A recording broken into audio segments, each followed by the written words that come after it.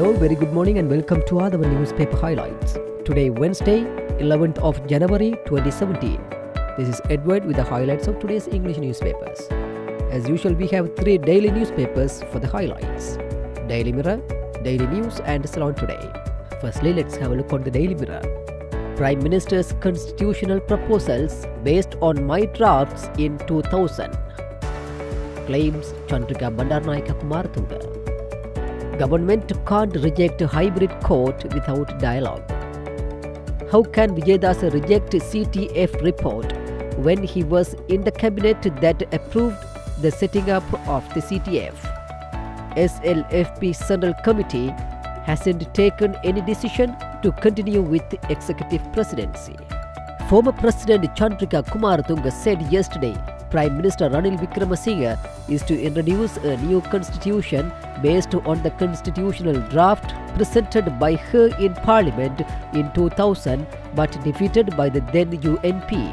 It was defeated in Parliament by those who thought I would become very popular if my attempts to bring peace and stability to the country through a new constitution had succeeded, she said. Another 980 to be national heroes. President Maithripala Sirisena said yesterday that he would get the advice of historians, eminent persons and academics before declaring another 980 as national heroes who had been listed as traitors by the King of Britain after the 1818 rebellion in the colonial Ceylon. Vimal Veeravansa remanded.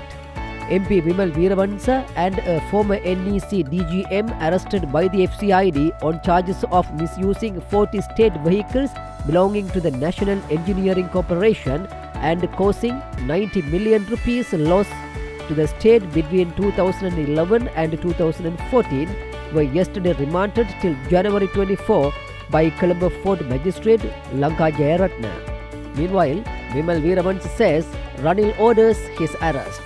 Before his arrest by the FCID, MP Vimal Veeravansa told reporters that Prime Minister Ranil Wickremesinghe had wanted him and several others arrested. EPF and Sanasa can play leading role in development, says PM. Employees Provident Fund, the People's Thrift Scheme, such as Sanasa, can play roles in the country's development, Prime Minister Ranil Wickremesinghe said yesterday. Chinese ambassador meets Mahinda Rajapaksa. In the wake of public protest against the proposed industrial zone in Hambantota, Chinese ambassador Yi Xianliang met with former President Mahinda Rajapaksa at his residence and discussed the situation. Secondly, let's move to daily news. Raviraj murder case. Wife files appeal against High Court verdict. Jury's decision was accused cannot be convicted based on evidence in case. The wife of former TNA Jaffna District MP Nadaraja Raviraj yesterday filed an appeal in the Court of Appeal challenging the Colombo High Court's judgment to release the 5 accused, including 3 Navy intelligence officers, in the Raviraj murder case. The petitioner Sasikala Raviraj, wife of the slain MP, filed this appeal seeking an order to set aside the verdict of the Colombo High Court dated December 23, 2016 to acquit and release all accused from the case. Hirunika not present in court. Lawyer says admitted to hospital. Colombo District UNF parliamentarian Hirunika Premachandra, indicted in the Colombo High Court for abducting a youth using a defender, was yesterday not present before court. Her lawyer informed court that she was admitted to hospital following a sudden illness. Legal action against police for Hambantota incidents, says GL Pires. Sri Lanka Podu Jana Peramuna President and former External Affairs Minister Professor GL Pires yesterday said that legal action would be taken against the police for dispersing a peaceful protest in Hambantota by using tear gas and water cannons. He said over 2,000 STF personnel with police had been deployed to disperse a peaceful protest by the people of Hambantota against the proposed acquisition of their lands by the authorities for the establishment of an industrial zone. Rajapaksa supporters hindering Hambantota development to retain political grip, says Mujibur. Mahinda Rajapaksa supporters are hindering the development plans of the government to retain their power in Hambantota by hook or by crook, UNP MP Mujibur Rahman said.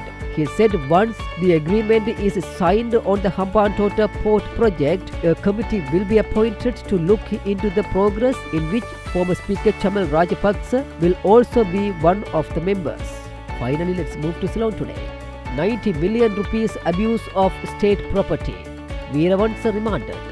Fort Magistrate Lanka Jayaratna yesterday ordered Member of Parliament NFF leader Vimal Veeravansa to be remanded until 24 January after he was arrested and produced before the Fort Magistrates Court on charges of alleged misuse of state vehicles and causing a total loss of 90 million rupees during the tenure of the former government.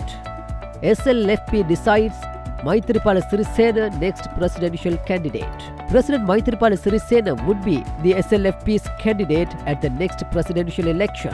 This was revealed by the treasurer of the Sri Lanka Freedom Party, Minister of Social Empowerment and Welfare SB Disanayake yesterday during a special media briefing he had summoned.